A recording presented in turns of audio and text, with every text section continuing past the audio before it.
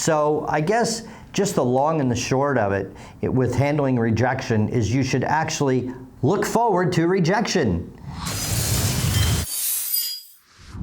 Hey everybody, Greg Winteregg here, CEO Matterhorn Business Development, and today I want to talk about the dreaded subject of rejection, handling rejection in sales. But before I get into that, be sure to hit the subscribe button and hit the little bell so you get notifications when we send out more video. We're shooting out 3 a week now, so we're really excited about our new content. We got more business newsroom coming out, etc. So be sure to subscribe and hit the notify button. So I want to talk about handling rejection in sales. I'll tell you early on when I was learning how to sell, and many of you know that I had my own dental practice, and what I would do if I had 30 minutes to do a case presentation to a patient, I would take 29 minutes explaining what it is that they needed and then wait until the last 30 seconds of it to throw out the price because I was afraid of rejection and any reaction that they might give, etc. So I'll tell you, that was a long time ago, 35 years ago now, and here's what I've found is rejection is good.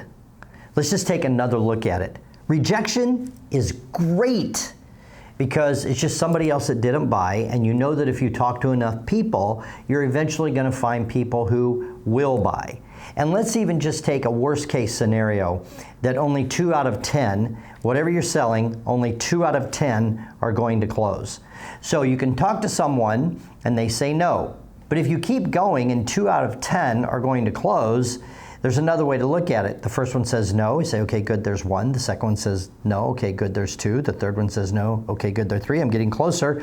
And you're just expecting now the close. And here's what I will tell you. I have found in my decades now of sales training, 20% of the population is pretty much ready to give you their order. You just have to keep talking to enough prospects in order to find that 20%. Now, if you're really good at closing, you're really good at handling objections, you're really good at handling the finances, then you can close 4 out of 10, 6 out of 10, 8 out of 10. But let me tell you what national studies show. 80% of the sales force makes 20% of the closes. That just backs up my idea that 20% are just going to give you the order.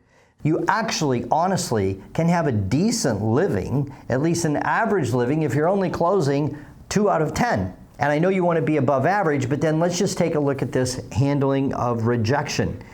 Because handling rejection will keep you from picking up the phone, following up on leads, asking for the quote, asking for the close, sending out the proposal. Is like, well, what if they say no? What if they say no? Look, spin it. You just have to take another look at this. Because this one says no, this one says no. You know you got a yes out there somewhere.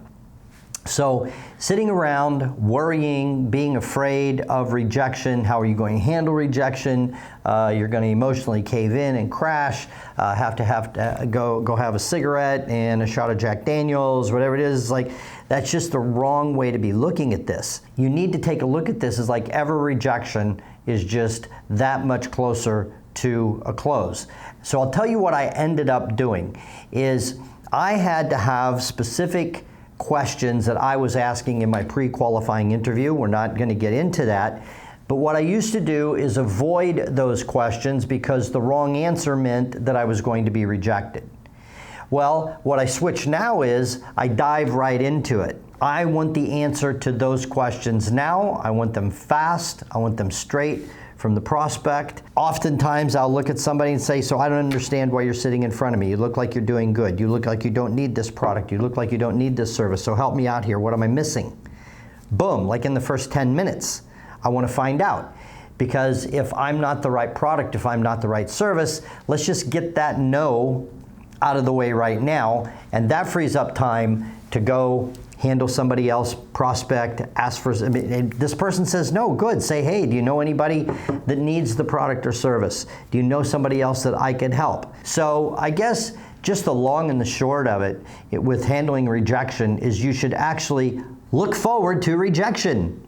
That's actually awesome because every rejection means you're getting that much closer to a yes. You're getting that much closer to somebody saying, oh, heck yes, I've been looking for you.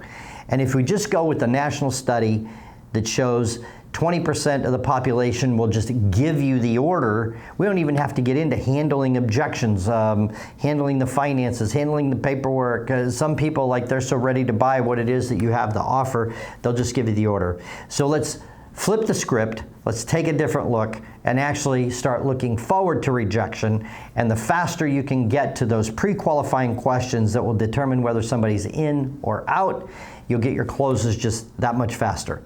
So I hope this has been helpful. Don't forget to subscribe to our YouTube channel here and buy my book, Fun at Work. Go to funatworkthebook.com. We'll see you next time.